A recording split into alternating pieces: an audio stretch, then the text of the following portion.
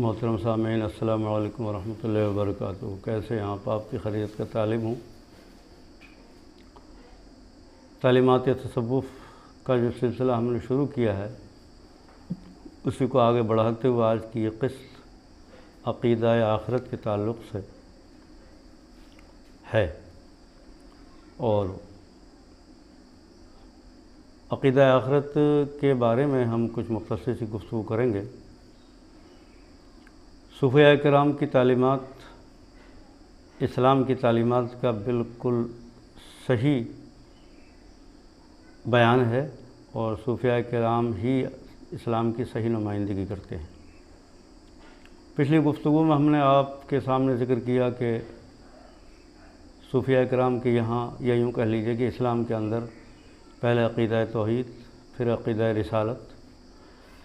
اور تیسری اہم چیز ہے عقیدہ آخرت۔ عقیدہ آخرت کے تعلق سے یہ سمجھنے کی ضرورت ہے کہ انسان جو کچھ اس دنیا میں کرتا ہے اس کے اس عمل کا اس کو بدلہ ملنا چاہیے یا نہیں۔ تو بیشتر مذاہب اس بات پر متفق ہیں کہ انسان کے اچھے یا برے عمل کا اس کو بدلہ ملنا چاہیے، اور وہ اس مشکل کو مختلف تفصیل سے حل کرنے کی کوشش کرتے ہیں۔ کچھ مذاہب میں یہ ہے کہ انسان کو اچھے برے عمل کا بدلہ یوں دیا جاتا ہے کہ اس کو بعد کی زندگی میں مختلف صورتوں میں پیدا کر دیا جاتا ہے، اور ایک طویل صورتوں میں پیدا ہونے کے بعد اس کو کامیابی کی منزل ملتی ہے۔ یونانی فلسفیوں نے اس مسئلے کو یوں حل کرنے کی کوشش کی کہ انسان جو کچھ یہاں پر کرتا ہے، مرنے کے بعد اس کی روح، اگر وہ برا کرتا ہے تو وہ روح تکلیف میں رہتی ہے، اور اچھا کرتا ہے تو روح آرام میں رہتی ہے۔ اور بھی طرح طرح کے مذاہب اس سلسلے میں ہیں، اور جدید سائنس میں تمام ہی، بلکہ اکثر کہنا چاہیے، اس بات پر متفق ہیں کہ انسان مرنے کے بعد اس کا کوئی وجود باقی نہیں رہتا، بلکہ اس کے اعضاء جو ہیں منتشر ہو جاتے ہیں۔ یعنی یہ وہ لوگ ہیں جو انسان کو صرف مادی مانتے ہیں اور روح سے اس کا کوئی تعلق نہیں مانتے ہیں۔ اس زمانے میں یہی نظریہ غالب ہے، کیونکہ جو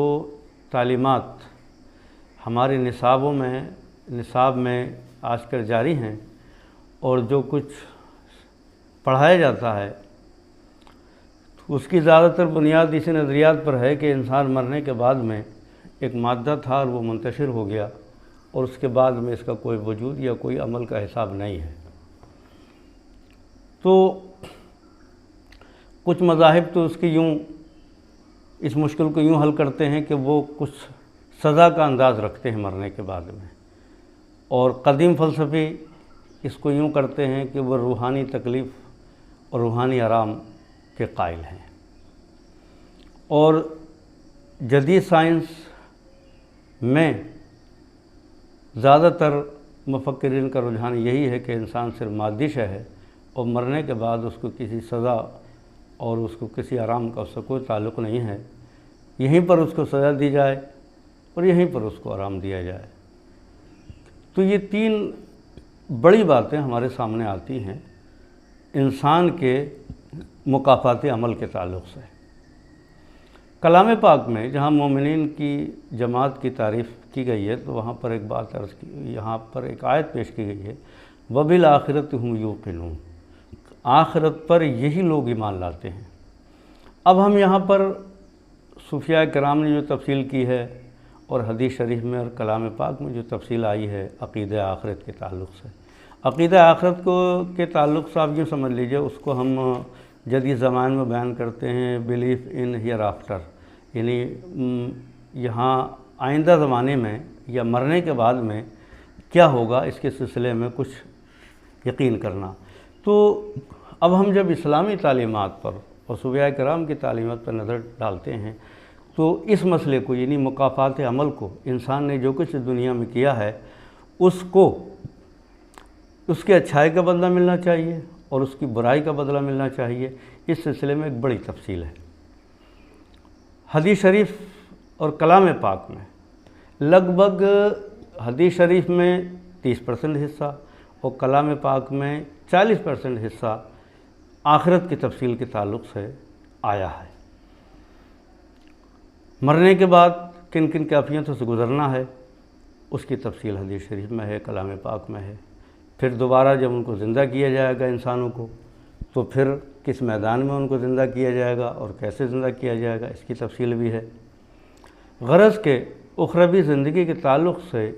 جتنی تفصیل قرآن و حدیث میں دی گئی ہے ہمیں کسی فلسفے میں نہیں ملتی، کسی مذہب میں نہیں ملتی اور کسی نظریے میں نہیں ملتی۔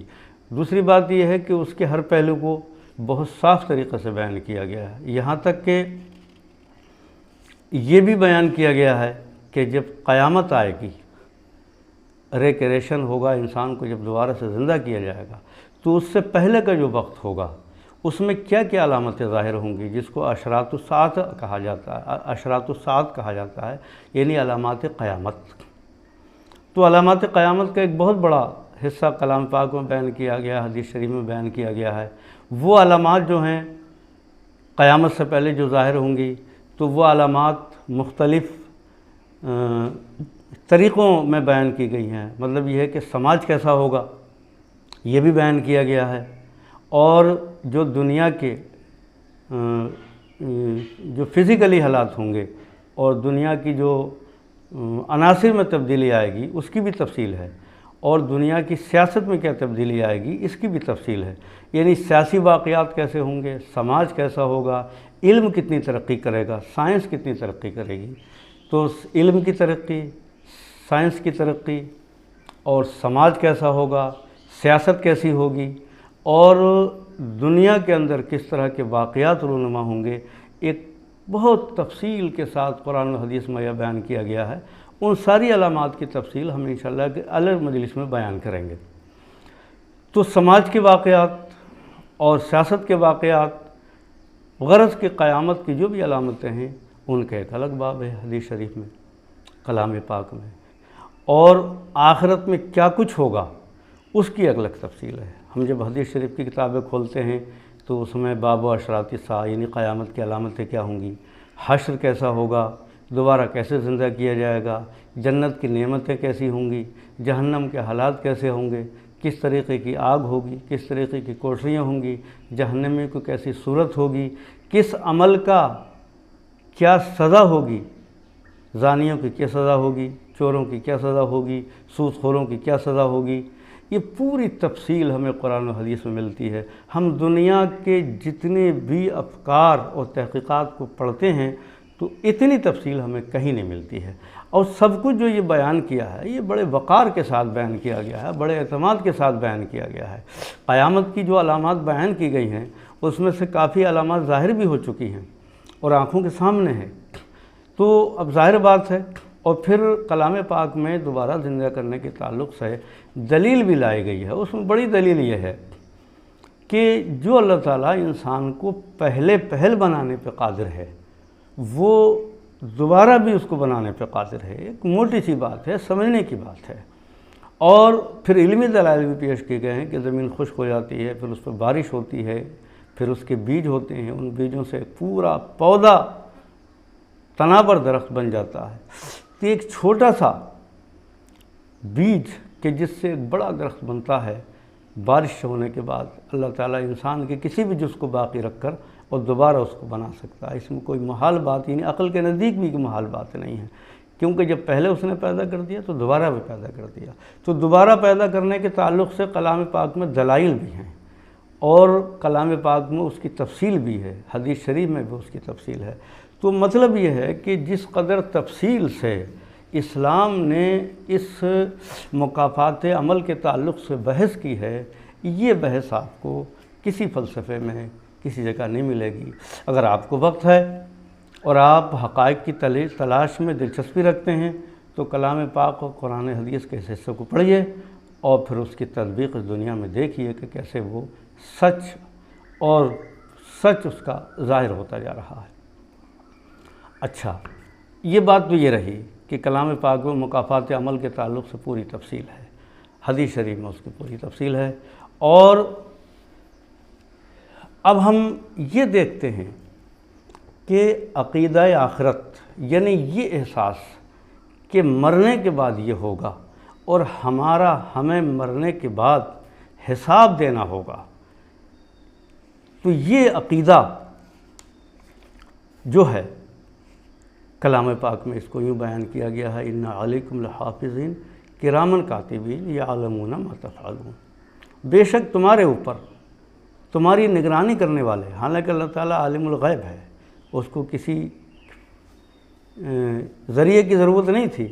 لیکن اس نے حجت تمام کرنے کے لیے تمہارے اوپر فرشتے معین کیے جو تمہارے ہر عمل کو لکھ رہے ہیں، اور وہ نوشتہ تمہیں قیامت کے دن دکھایا جائے گا، اور پھر تمہارے جو اعمال تم نے برے کیے ہیں تمہارے اعضاء بھی تمہارے اوپر گواہی دیں گے۔ مطلب یہ ہے کہ جو کچھ آپ کر رہے ہیں وہ رجسٹرڈ ہو رہا ہے، لکھا جا رہا ہے، اور ویسے ہی آپ کے سامنے پیش کیا جائے گا۔ تو اب جب یہ احساس کسی انسان کو ہو جاتا ہے کہ میرا جو کچھ لکھا جا رہا ہے وہ میرے سامنے پیش کیا جائے گا اور مجھے اس کا عمل اور اس کی جزا بھگتنی ہے، مجھے اس کے سامنے آنا ہے، وہ میرے درپیش آئے گی، تو اب آپ ان دو انسانوں کے اندر توازن کریں۔ ایک وہ انسان کہ جس کا عقیدہ یہ ہے کہ مرنے کے بعد میرا کچھ نہیں ہوگا اور میں ایک منتشر مادہ ہوں، اور وہ انسان کہ جس سے یہ احساس ہے کہ مجھے اپنے ہر عمل کا ریٹریبیوشن جھیلنا ہے، اس کی مکافات عمل جھیلنا ہے، ہر عمل کا مجھے بدلہ جھیلنا ہے اور حساب دینا ہے۔ تو ان دونوں فکر میں جب یہ دو فکریں کسی انسان کے اندر پیدا ہوں گی تو آپ ان دونوں کے عمل کے اندر فرق سمجھیں گے۔ ایک وہ شخص جو صرف دنیا کے قانون یا یہاں کی سزاؤں سے ڈرتا ہے تو اس کے سامنے راستہ ہو سکتا ہے کہ وہ جرم کو اس انداز سے کرے کہ پولیس کو خبر نہ ہو، جرم کو اس انداز سے کرے وہ اتنا طاقتور ہو کہ کوئی اس کا محاسبہ نہ کر سکے، جیسے ہم ظالم بادشاہوں کو دیکھتے ہیں، ظالم حکمرانوں کو دیکھتے ہیں، ظالم سطوت والوں کو دیکھتے ہیں کہ وہ انہیں احساس ہوتا ہے کہ ہمارا کوئی محاسبہ نہیں کر سکتا تو وہ ظلم کرتے ہیں۔ تو ایک طبقہ تو وہ ہے جسے یہ احساس ہے کہ ہمارا کوئی محاسبہ نہیں کر سکتا تو وہ بھی ظلم کرتے ہیں۔ ایک وہ انسان ہے کہ جو سوچتا ہے کہ قانون کی نظر سے میں بچ جاؤں گا، چھپ کے جرائم کرتا ہوں گا، تو وہ بھی وہ کرتے ہیں۔ کچھ ہی کم لوگ ہوتے ہیں کہ جن کو قانون معلوم ہوتے ہوئے بھی وہ قانون کی خلاف ورزی کرتے ہیں۔ بہرحال یہ احساس کہ دنیا میں ہمیں سزا ملے گی قانون کے اگر ہم خلاف کریں گے، تو یہ احساس انسان کو بہت کم جرائم سے روکتا ہے، کیونکہ اس کے ذہن میں یہ بات آ سکتی ہے کہ میں طاقتور ہوں تو میرا قانون محاسبہ نہیں کرے گا، اور اگر وہ کمزور ہے تو اس کے ذہن میں یہ احساس ہو سکتا ہے کہ میں قانون کی آنکھوں سے چھپ کر کسی جرم کروں گا تو مجھے وہ قانون مجھے اپنی گرفت میں نہیں لے گا۔ میرے کہنے کا مطلب یہ ہے کہ دنیا میں جو سزائیں ملتی ہیں ان سزاؤں کا احساس انسان کو جرائم سے پورے طریقے سے نہیں روک سکتا۔ اب آپ مجھ سے دلیل مانگیں گے تو میرے پاس دلیل ہے۔ آپ نے طرح طرح کے قانون بنائے، آپ کے پاس پولیس ہے، آپ کے پاس فوج ہے، آپ کے پاس انتظامیہ ہے، آدھونک ہتھیار ہیں، CCTV کیمرے ہیں، ہر طرح کے نگرانی کرنے والے ذرائع ہیں، لیکن اس کے باوجود دنیا میں اور سماج میں جرائم کا گراف بڑھتا جا رہا ہے۔ وہ ممالک جس کو ہم ترقی کردہ ممالک کہتے ہیں، یہ پسماندہ ممالک کہتے ہیں، یہ ترقی پذیر ممالک کہتے ہیں، ایسا نہیں ہے کہ کسی ایک ملک میں جرم ہوتے ہوں کسی میں نہ ہوتے ہوں، یا کسی ایک سماج میں جرم ہوتے ہوں دوسرے میں نہیں ہوتے ہوں۔ ہم اس وقت یہ دیکھتے ہیں چاہے وہ کوئی بھی مذہب کا سماج ہو، کسی بھی ملک کا سماج ہو، ترقی کردہ ہو یا پسماندہ ہو، تمام ہی سماج میں سخت قانون ہونے کے باوجود اور سخت سزائیں ہونے کے باوجود بھی جرائم کا گراف بڑھ رہا ہے۔ تو یہ بات ظاہر ہے کہ صرف دنیاوی قانون یا دنیاوی سزا کا احساس آدمی کو جرائم سے پورے طریقے سے نہیں روک سکتا۔ دلیل اس کی یہ ہے کہ ترقی کردہ ممالک میں بھی جرائم کا گراف بڑھتا جا رہا ہے۔ نشے کے کاروبار، ڈکیتی کے کاروبار، قتل کی واردات، چوری کی واردات اور بینکوں سے طرح طرح کے ذریعے پیسہ نکال کر ملک کو نقصان پہنچانے کے واقعات، غرض کے جرائم کا کوئی شعبہ ایسا نہیں ہے کہ اس میں جرائم کا اضافہ نہ ہوتا ہو۔ تو مطلب یہ ہے کہ جو قانون بنائے گئے ہیں اور جو سزائیں رکھی گئی ہیں وہ پورے طریقے سے انسانی وجود کو جرائم سے روکنے میں تقریباً ناکام ہیں۔ مطلب اس کا یہ نہیں ہے کہ سزا نہ ہو یا کوئی قانون نہ ہو، یہ تو ہونا ضروری ہے سماج کے لیے، قانون بھی ضروری ہے، سزا بھی ضروری ہے، ملک کو انتظام بھی ضروری ہے، یہ تو کرنا پڑے گا آپ کو۔ لیکن یہاں ایک وہ انسان کہ جو دنیاوی سزا یا قانون کے سامنے اپنے آپ کو کس درجے میں کھڑا کرتا ہے، اور ایک وہ انسان کہ جس کا یہ عقیدہ ہو کہ مجھے کوئی دیکھے کہ نہ دیکھے، میرے لیے کوئی قانون ہو یا نہ ہو، مجھے اپنے ہر عمل کا حساب اللہ تعالیٰ کو دینا ہے۔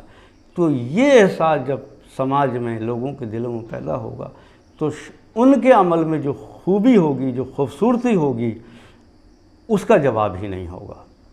تاریخ میں ہم دیکھتے ہیں کہ جو حکمران جن کا عقیدہ یہ رہا کہ ہم نے اپنے عمل کا حساب دینا ہے، تو ان کے عمل کا حسن، ان کا انصاف، ان کا عدل، ان کی جہانگیری، ان کی جہانداری، اس کا انداز ہی الگ ہے، اس کی خوبصورتی الگ ہے۔ تو عقیدہ آخرت ایک سماج کی بھی ضرورت ہے،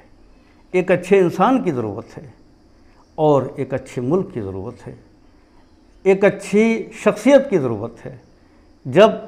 آدمیوں کو اپنے مکافات عمل اور آخرت میں اللہ تعالیٰ کے سامنے پیش ہونے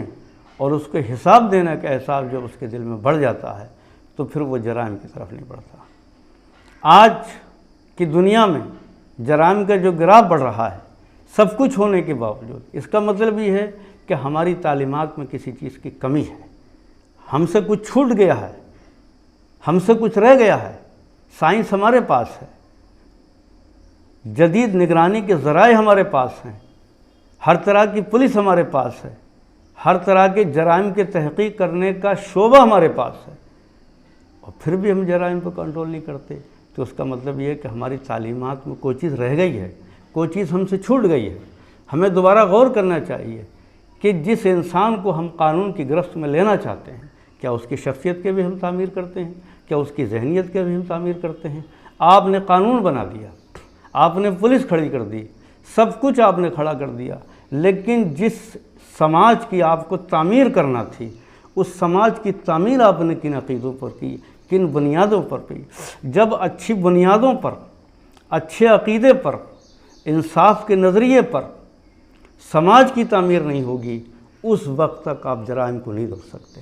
اب سماج کی بنیاد اچھے عقیدے پر کیسے ہوگی؟ تو اپنی اپنی رائے ہے، لیکن میری سمجھ، جو میری تحقیق، میرا مطالعہ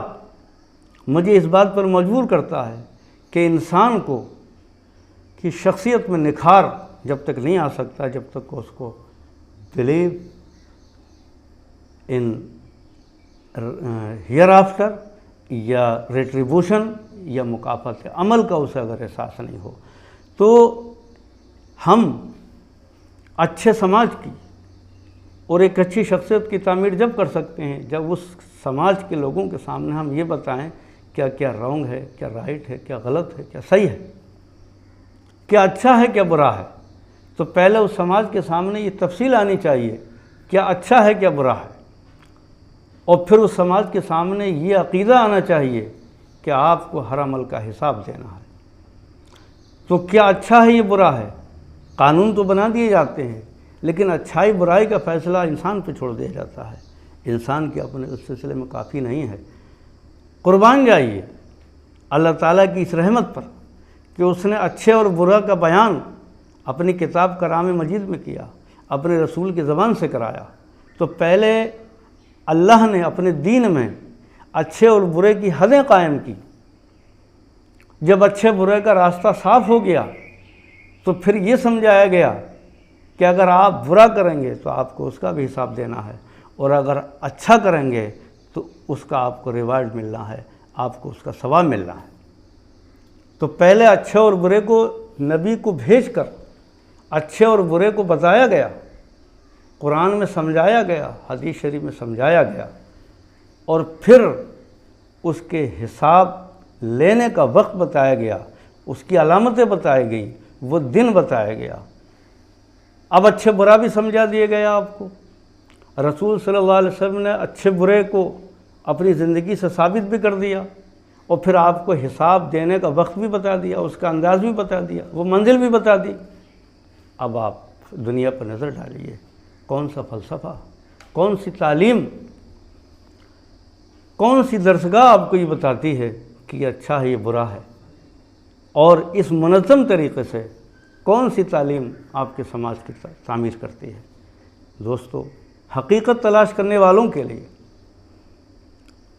کوئی بھی حکمت کسی قوم کے ساتھ خاص نہیں ہوتی، کسی مذہب کے ساتھ خاص نہیں ہوتی۔ جن کو حقیقت تلاش کرنا ہے، جن کو معرفت تلاش کرنا ہے، جن کو اچھی شخصیتوں کی تعمیر کرنا ہے، تو ان کو حکمت کہیں بھی ملے